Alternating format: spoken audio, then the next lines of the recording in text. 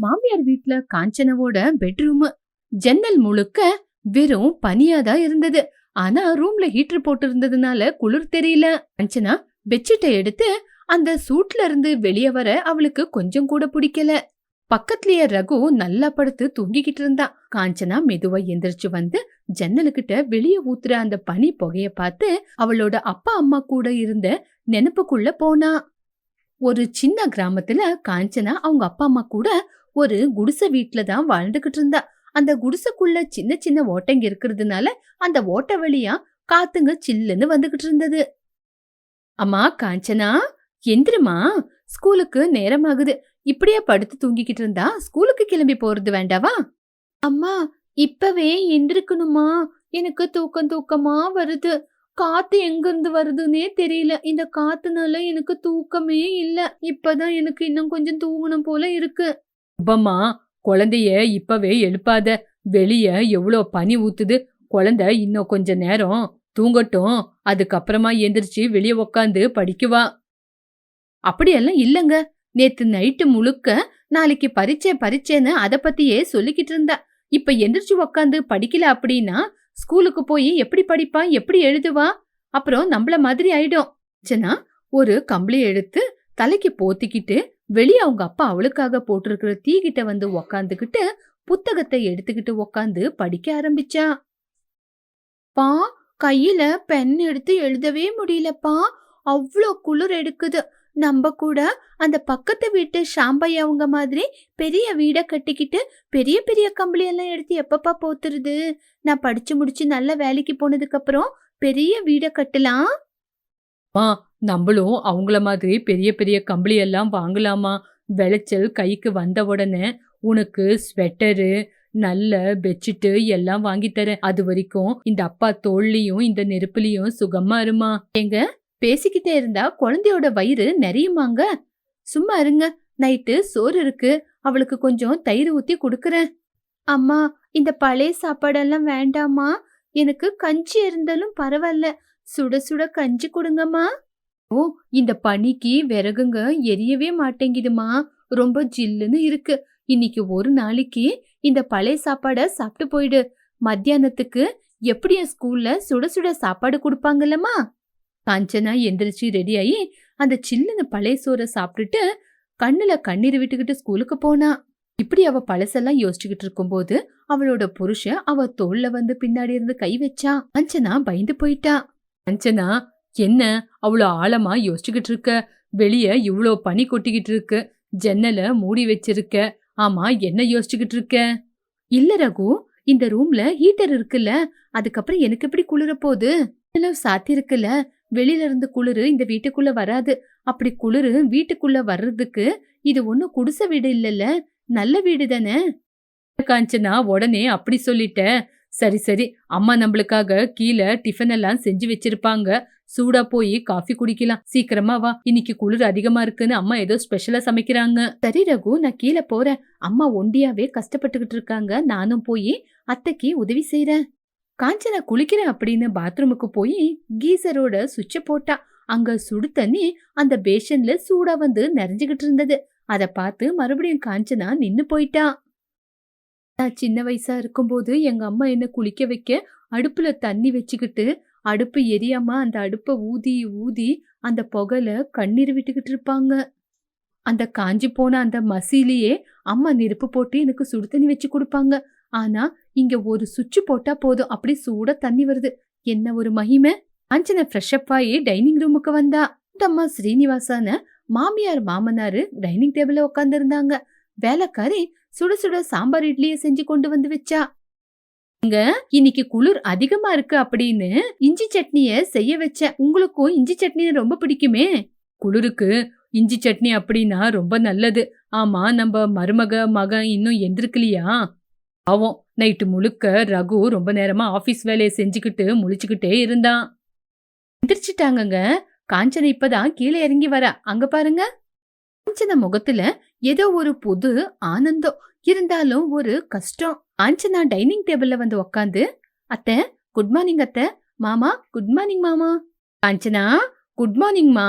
Night நல்லா தூங்குனீங்களா? Heater ரூம்ல வேலை செய்யுது தானே? அந்த காட்ரேஜ்ல காஷ்மீர் கம்பளி இருக்கு. அதை எடுத்து போத்திக்குங்க. ஐயோ அத்தை, அதெல்லாம் வேண்டாம் அத்தை. இப்பவே நல்லாதான் தூக்கம் வருது. வீட்டுக்குள்ள நல்லா சூடாதான் அத்தை இருக்கு. அடடே, என்னம்மா இன்னைக்கு சாம்பாரோட டேஸ்ட் பயங்கரமா இருக்கு. நல்ல சுட சுட ஆவி வருது. காஞ்சனா, உனக்கு பிடிக்குமேன்னு அம்மா இன்னைக்கு சாம்பார் இட்லியை செய்ய சொன்னாங்க. அத்தை, ரொம்ப தேங்க்ஸ் அத்தை. நீங்க எனக்காக இவ்ளோ யோசிக்கிறீங்களா? என்னம்மா இப்படி சொல்ற? நீ என் வீட்டு மருமகமா. உன்னை பத்திரமா பாத்துக்க வேண்டியது என்னோட பொறுப்பு. சரி, இட்லி ஆறுது, சீக்கிரமா சாப்பிடுங்க. காஞ்சனா இட்லிய சாப்பிட்டுக்கிட்டு மறுபடியும் அவளோட பழைய ஞாபகத்துக்கு போயிட்டா. ஒரு நாள் காஞ்சனா வீட்ல யாரோ சொந்தக்காரங்க வீட்டுக்கு வந்திருந்தாங்க. வீட்ல அரிசி கொஞ்சமா தான் இருந்துச்சு. சுப்பம்மா கவலைப்பட்டுக்கிட்டு இருந்தா. எங்க வீட்டுக்கு சொந்தக்கார வந்திருக்காங்க. சமைச்ச சாப்பாடு அவங்களுக்கே சரியா இருக்கும். நம்ம பொண்ணு காஞ்சனவுக்கு என்னங்க குடுக்கறது? இங்க பாரு சுப்பம்மா, வீட்டுக்கு வந்தவங்க நம்மளுக்கு கடவுளுக்கு சமானம். நம்மளுக்கு இல்லனாலும் பரவாயில்ல, அவங்களுக்கு முதல்ல வயிறு நிறைய குடு. நம்ம காஞ்சனா எல்லாமே புரிஞ்சுக்குவா. சாப்பிட்டு முடிச்சுட்டு வந்த சொந்தக்காரங்க படுத்துட்டாங்க. காஞ்சனா எந்திரிச்சு வந்த அப்பா அம்மா கிட்ட, அம்மா பசிக்குது, எனக்கு சாப்பிட ஏதாவது இருக்கா? ஐயோ இல்லடாம்மா, வந்த சொந்தக்காரங்க எல்லா சாப்பாடும் சாப்பிட்டுட்டாங்க. நேத்து நைட்டு பழசோறு இருக்கு, அது குடுக்கட்டாடா, சாப்பிடுறியா? காஞ்சனா அந்த குளூர்ல அந்த பழைய சாப்பாட பார்த்து, அம்மா பரவாயில்லம்மா, எனக்கு பசிக்கல, நான் படுத்து தூங்குறேன். இங்க பாருமா, பசியில தூங்குனா தூக்கம் கூட வராதுமா. அந்த கஞ்சி தண்ணியாவது குடிச்சிட்டு படுமா. அம்மா வேண்டாமா, நான் கஞ்சி தண்ணிய குடிச்சா நீங்களும் அப்பாவும் என்ன சாப்பிடுவீங்க? அந்த குளிருக்கு வெறும் வயிற்றுல படுத்தது காஞ்சனவுக்கு ஞாபகம் வந்தது. காஞ்சனா கண்ணுல கண்ணீர் விட்டுக்கிட்டு இருந்தத ரகு பார்த்தான். காஞ்சனா, என்னாச்சு? சாம்பார்ல காரம் அதிகமாயிடுச்சா? கண்ணுல ஏன் தண்ணி வருது? ஐயோ ரகு, அப்படியெல்லாம் ஒண்ணு இல்ல. ஏதோ பழைய ஞாபகம். ஐயோ என்னம்மா ஆச்சு? அப்பா அம்மாவை பார்க்கணும் போல இருக்கா. வேணும்னா இன்னைக்கு சாயங்காலமே வீட்டுக்கு போய் ரகுவை கூட்டிட்டு போய் பார்த்துட்டு வந்துருமா. ஐயோ அத்தை, அப்படியெல்லாம் ஒண்ணு இல்ல அத்தை. இன்னைக்கு நான் இங்க உக்காந்துகிட்டு இவ்ளோ சந்தோஷமா இந்த சுகத்தை அனுபவிக்கிறேன் அப்படின்னா, சின்ன வயசுல இந்த குளிர்காலத்துல நான் எவ்ளோ கஷ்டப்பட்டது ஞாபகம் வருது. ஏமா அப்படி சொல்ற? குளிர்காலம் அப்படின்னா எல்லாருக்கும் பிடிக்கும்ல. மாமா, காசு இருக்கிறவங்களுக்கு, பணக்காரங்களுக்கு இந்த குளிர்காலம் அப்படின்னா ரொம்ப சந்தோஷமா தான் இருக்கும். அதே ஏழைங்களுக்கு இந்த குளிர்காலம் ஒரு நரகம். எங்களுக்கு போத்திக்க அந்த கோணிச்சாக்கு, அம்மாவோட கிழிஞ்சு போன புடவை, இதுதான் எங்களுக்கு போர்வையே. என்ன சொல்ற காஞ்சனா? உண்மைதான் ரகு. எழுதணும் அப்படின்னா பெண்ணை புடிச்சு எழுதும்போது இந்த குளிருக்கு கையில எழுதவே முடியாது. வெளியே தீய போட்டுக்கிட்டு அந்த நெருப்பு விளக்குலயே ஏதோ ஒண்ணு உக்காந்து எழுதிக்கிட்டு இருப்பேன். படிக்கணும்னாலும் பயம், சாப்பிடணும்னாலும் பயம்.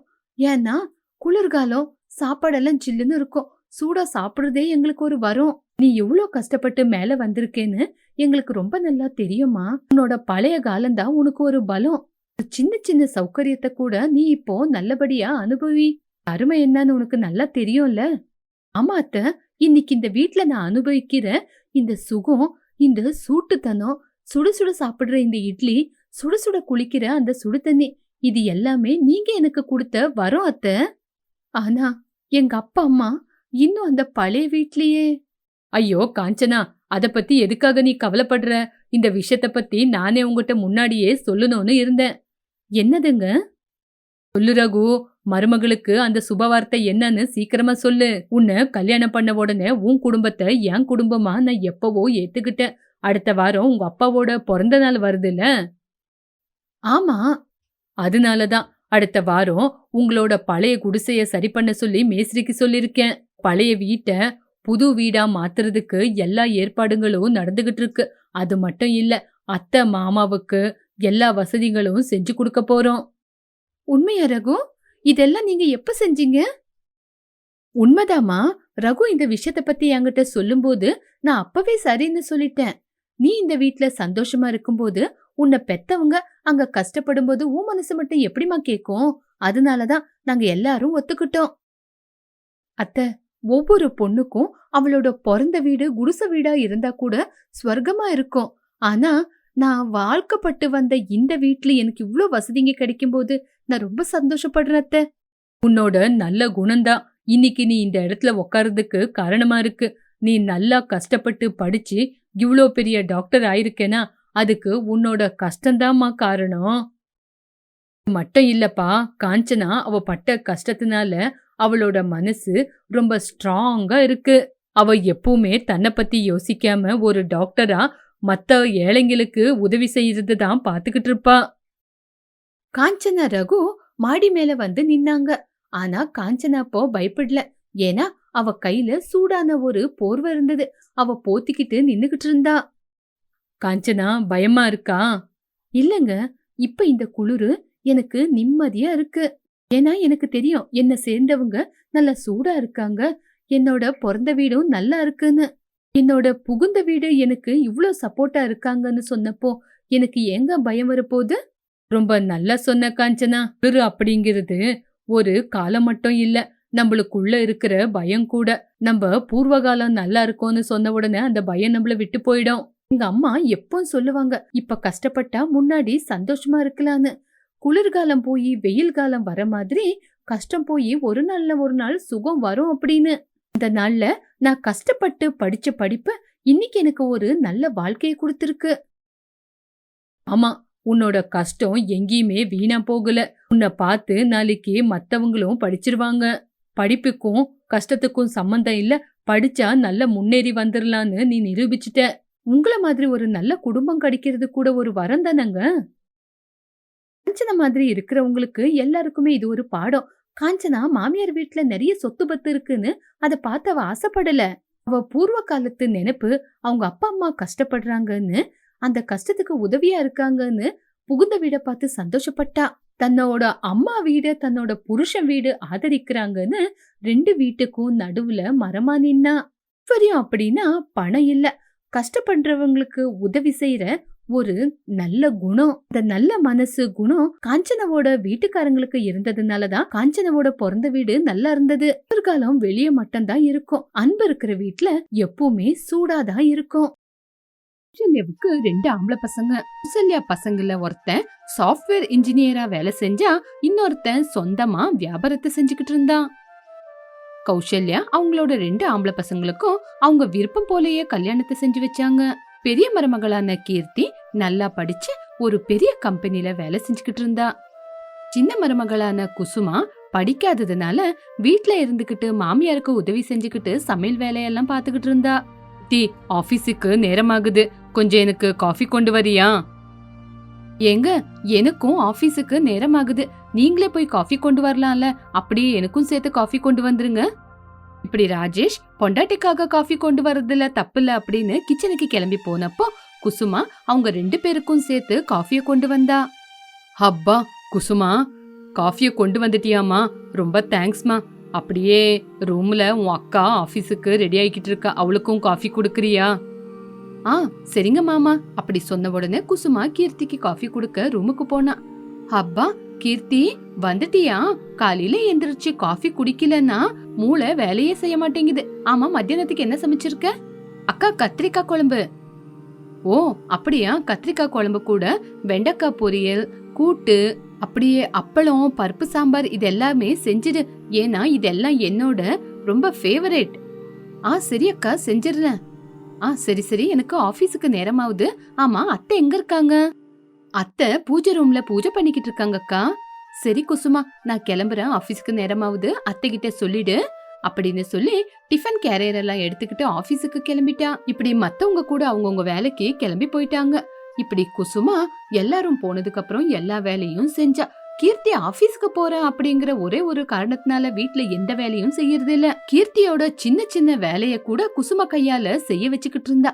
இது எல்லாமே பாத்துக்கிட்டு இருந்தா கௌசல்யா.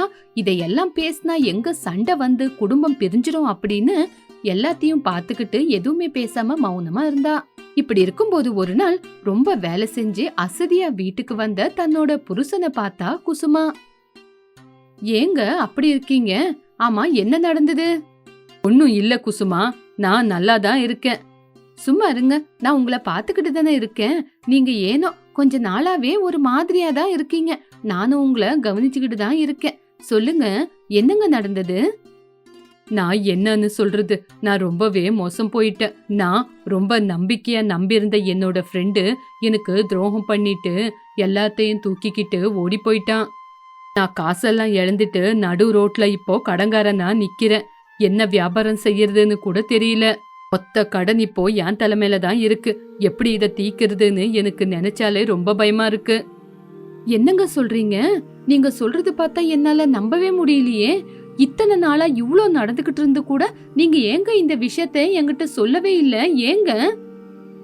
எப்படி குசுமா இந்த விஷயத்தெல்லாம் நான் உங்ககிட்ட சொல்ல முடியும்? எல்லாத்தையும் இழந்துட்டேன். என் ஃப்ரெண்டு என்ன ஏமாத்திட்டு போவான்னு நான் என்ன கனவா கண்டேன்? அப்பா அம்மா எனக்கு முதல்ல இருந்தே சொல்லிக்கிட்டு இருந்தாங்க, அண்ணன் மாதிரி நீயும் ஏதாவது வேலைக்கு போன்னு. நான் தான் பிசினஸ் பண்றேன்னு இறங்குனேன். அப்பா அம்மா எனக்கு வேண்டாம் வேண்டான்னு எவ்வளவு தூரம் எடுத்து சொன்னாலும் நான் தான் அவங்க பேச்சையே கேட்காம வியாபாரத்தை செஞ்சே ஆவேன்னு புடிவாதத்தோட இந்த வியாபாரத்தை ஆரம்பிச்சேன். இதுல நஷ்டம் ஆயிருக்கேன்னு அவங்க கிட்ட நான் எப்படி சொல்றது? அவங்க பேச்ச கேட்காம போனதுக்கு இப்ப நான் கடங்காரனா நடு ரோட்ல நிக்கிறேன். இந்த பிரச்சனையில இருந்து எப்படி தப்பிக்கிறதுன்னே தெரியல குசுமா. இப்படி விஷயத்த சொல்லி ரொம்ப கஷ்டப்பட்டான். புருஷனோட கஷ்டத்தை பார்க்க முடியாத குசுமா புருஷனுக்கு சமாதானம் சொல்லி அவனுக்கு தைரியத்தை கொடுத்து வீட்டுல இருக்கிறவங்களெல்லாம் கூப்பிட்டு எல்லாருகிட்டயும் விவரமா எடுத்து சொன்னான். நான் நினைச்சேன் ஒரு நாள் இல்ல ஒரு நாள் இப்படிதான் நடக்கும்னு நான் நினைச்சேன். ஆமா, ராகேஷுக்கு எந்த ஒரு எக்ஸ்பீரியன்ஸும் இல்லாம எப்படி வியாபாரத்தை ஆரம்பிச்சாரு? இப்ப பாத்தீங்களா என்ன நடந்ததுன்னு? ஆமாமா, தம்பி கொஞ்சம் கூட எக்ஸ்பீரியன்ஸே இல்லாம இந்த வேலைய ஆரம்பிச்சதே பெரிய தப்பு. அவன் வியாபாரத்தை ஆரம்பிக்கிறேன் அப்படின்னு உங்ககிட்ட சொல்லும்போது நீங்க வேண்டாம் அப்படின்னு அவனுக்கு சொல்லி கொடுத்துருக்கணும். அதை விட்டுட்டு நீங்களும் ஒத்துக்கிட்டீங்க. நாளைக்கு கடங்காரங்க வீட்டாண்ட வந்தா யாரு பதில் சொல்றது? கடங்காரங்க வந்தா நம்ம என்னங்க பண்ண முடியும்? யாராவது இங்க கேட்க வந்தா அப்ப சொல்றேன்னா அவங்களுக்கு, இங்க பாருங்க அத்தை, நான் இப்படி சொல்றேன்னு நீங்க தப்பா நினைச்சுக்காதீங்க. உங்களுக்கு இருக்கிற அந்த கொஞ்ச சொத்தை சின்ன பையன் ரொம்ப கஷ்டத்தோட இருக்கான் அப்படின்னு அவன் பேர்லயே எழுதி வச்சா அதுக்கப்புறம் நான் சும்மா இருக்க மாட்டேன். அது மட்டும் இல்ல, அடிக்கடிக்கு வீட்டாண்ட கடங்காரங்க வந்து வந்து எங்க மரியாதையை எடுத்துக்கிட்டே இருந்தா அதையும் பாத்துக்கிட்டு சும்மா இருக்க மாட்டேன். அது என்னம்மா கீர்த்தி அப்படி பேசிக்கிட்டு இருக்க? நம்ம சின்னவன் இப்பவே ரொம்ப கஷ்டத்துல இருக்கான். அவன் கஷ்டத்துல இருக்கும்போது அவன் கஷ்டத்துக்கு நம்ம உதவி செய்யணுமே தவிர அவன் கஷ்டத்தை இன்னும் அதிகமாக்குற மாதிரி இந்த நேரத்துல இப்படி பேசுறது தப்பு இல்லையாமா? ஐயோ அத்தை, சமாதானமா பேசணும்னா பரவாயில்லையே, சமாதானமா பேசிட்டு போலாம். ஆனா கடங்காரங்க வந்து சண்டை பிரச்சனை அப்படின்னு வந்து நின்னா யாரத்த அவங்களுக்கு காசு குடுக்கறது? இங்க பாருங்க அத்தை, இதெல்லாம் எதுக்கு? நாங்க மரியாதையா வேலை செஞ்சுக்கிட்டு ஒழுங்கா வாழ்றோம். எங்களுக்கு இந்த வீட்டுல மரியாதை இருக்கணும்னா யாரும் வர்றதுக்கு முன்னாடி இங்க இருந்து கிளம்பி போனா நல்லது. இந்த வார்த்தையை கேட்ட உடனே வீட்டுல இருக்கிறவங்க எல்லாம் ஷாக் ஆயிட்டாங்க. இந்த குடும்பம் பிரிஞ்சு போயிடுச்சுன்னா மாமியார் சமாதானமா இருக்க மாட்டாங்கன்னு உடனே சின்ன மருமக குசுமா, ஐயோ அக்கா, நீங்க இந்த வீட்டை விட்டு வெளியே போக வேண்டிய அவசியம் இல்ல. ஏன்னா கடங்காரங்க வந்தா நானும் என் புருஷனும் கடனை நிதானமா தீக்கிறோம் அப்படின்னு அவங்க கிட்ட சொல்றோம். அதனால நீங்க இங்கே இருங்க. என்னது, கடனை நீ தீக்கிறியா? ஆமா, கடனை நீ தீக்கிற மாதிரி என்ன படிச்சிருக்க? உனக்கு ஒரு எழுத்து கூட வராதே. இப்படி இருக்கும்போது கலெக்டர் வேலையா செஞ்சுட்டு இந்த கடன் எல்லாம் தீக்க போற நீ? இப்படி கீர்த்தி குசுமாவை கேவலப்படுத்தி பேசும்போது குசுமா ரொம்பவே கவலைப்பட்டுக்கிட்டு, அக்கா, நாங்களும் இந்த வீட்ல கௌரவமா தான்க்கா வாழ்றோம். அதனால கூழோ கஞ்சியோ ஏதோ ஒண்ணு குடிச்சுக்கிட்டு எங்க கடனை நாங்களே தீர்த்துக்குவோம். ஆனா நீங்க மட்டும் எங்களை இவ்ளோ கேவலப்படுத்தி எங்களை அசிங்கப்படுத்தி பேசாதீங்கக்கா, ரொம்ப கஷ்டமா இருக்கு. ஆமா ஆமா, கையில ஒரு நயா பைசா இல்லனா கூட இந்த ஒரு திமிருக்கெல்லாம் குறைச்சல் இல்ல.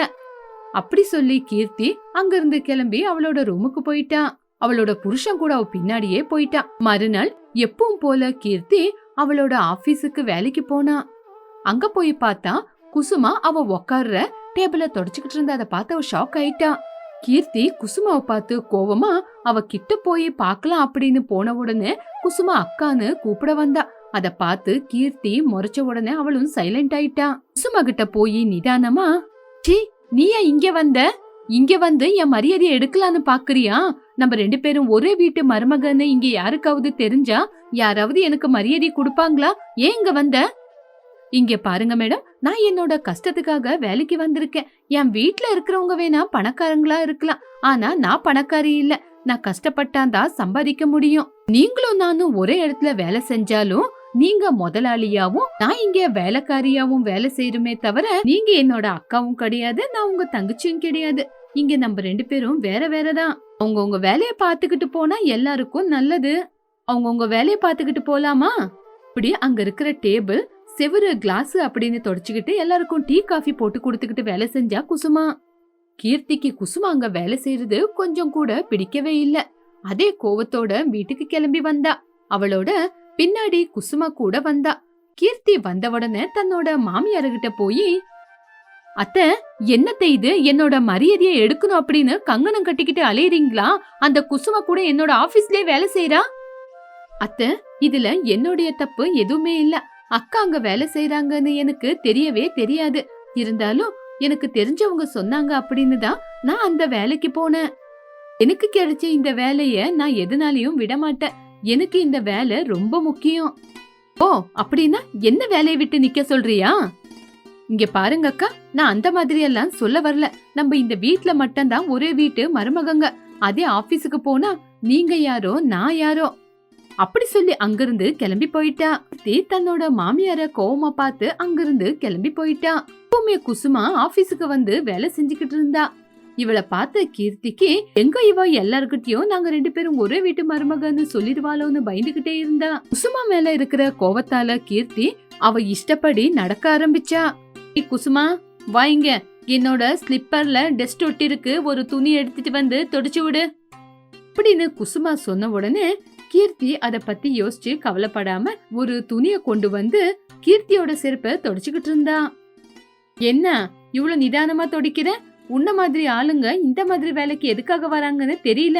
கொஞ்சம் கூட இந்த மாதிரி ஆளுங்களுக்கெல்லாம் காமன் சென்ஸ் அப்படிங்கறதே இல்ல. இங்க பாரு, சீக்கிரமா கிளீனா நீட்டா தொடச்சு விடு. சரி மேடம். கீர்த்தி குசுமாவை பார்த்து இப்படி சொன்ன உடனே எல்லாரும் குசுமாவை பார்த்து ஜோரா சிரிச்சாங்க. அத பத்தி கவலைப்படாம குசுமாவை பாட்டுக்கு வேலையை செஞ்சா. அப்படி ராகேஷ் கூட ஒரு நல்ல வேலையில ஜாயின் பண்ணா. 2 பேரும் கஷ்டப்பட்டு வேலை செஞ்சு கொஞ்ச நாள்லயே கடன் எல்லாம் அடிச்சிட்டாங்க. இப்படி குசுமா ராகேஷ பிசினஸ்ல ஏமாத்தி ஓடி போன அவனோட ஃப்ரெண்ட புடிச்சு போலீஸுங்க லாக்அப்ல வச்சுட்டாங்க. ராஜேஷ் இழந்த காசும் மறுபடியும் வந்துச்சு. இத பார்த்து எல்லாரும் சந்தோஷப்பட்டாங்க. குசுமா, உங்க கஷ்டம் எல்லாம் போய் நீங்க நல்ல நிலைமைக்கு வருவீங்கன்னு எனக்கு தெரியும். இப்ப பாத்தீங்களா, நீங்க நல்ல நிலைமைக்கு வந்திருக்கீங்க. இப்படி கீர்த்தி இல்லாத பொல்லாத நாடகம் நடிச்சா. ஆமாக்கா, இனிமே எங்களுக்கு நடக்கிறதெல்லாம் நல்லதே நடக்கும் அப்படின்னு சொன்னா குசுமா. மறுநாள் எப்பவும் போல கீர்த்தி ஆபீஸுக்கு கிளம்பி போனா.